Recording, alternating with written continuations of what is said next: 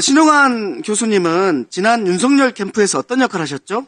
정책총괄 지원실장으로 대통령 후보께 직접 정책에 대해서 보고드리고 또 전략조정회의, 일일 상황 점검회의 등 중요 회의에 참석했습니다. 예, PPT 1번을 보면 캠프 때부터 송관이를 불신하고 있었다라는 그런 문건을 공개하셨는데요.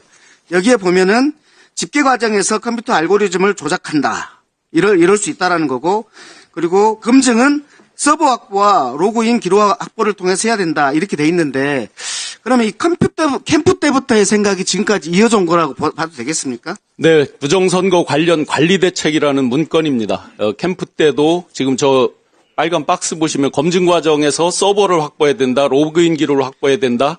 이것 그대로 이번에 선관위에 군인들이 들어간 것을 보면 좋습니다.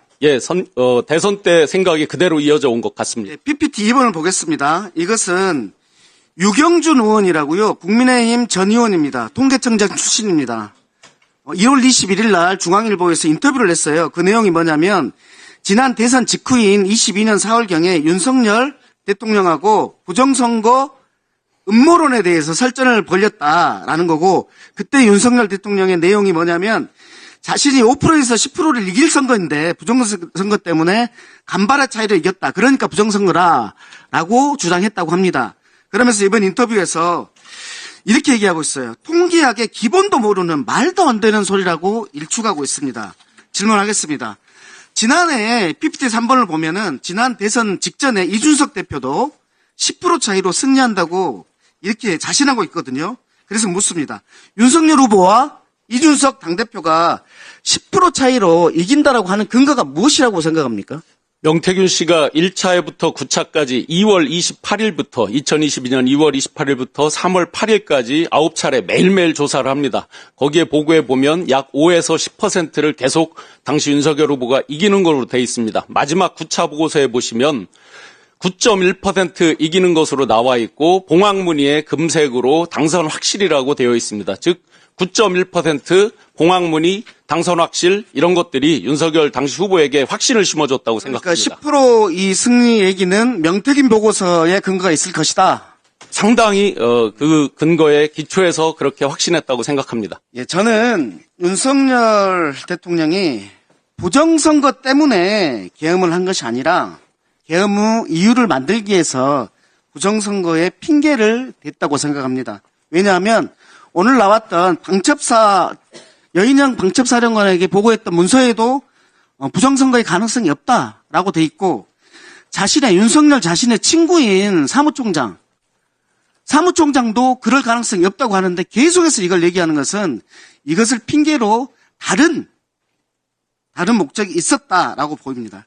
우리 참고인 명태균 사건과 관련해서 좀 물을게요. 창원지검 다녀오셨죠? 네, 조사 받았습니다. 예, 참고인 조사에서 대통령 비호한다는, 검찰이 비호한다는 느낌 받았습니까? 제가 조사받을 당시에는 윤석열, 김건희 두 분에 대해서도 팩트에 대해서는 소상히 체크를 한다라고 그런 느낌을 받았습니다. 명태균 씨는 20일 날 자신의 재판에서 이렇게 얘기했어요.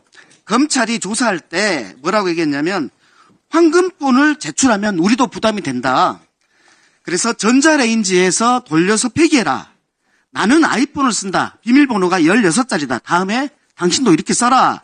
라고 말했다고 하는데 이렇게 검찰이 이렇게 회유한 이유가 무엇이라고 생각합니까?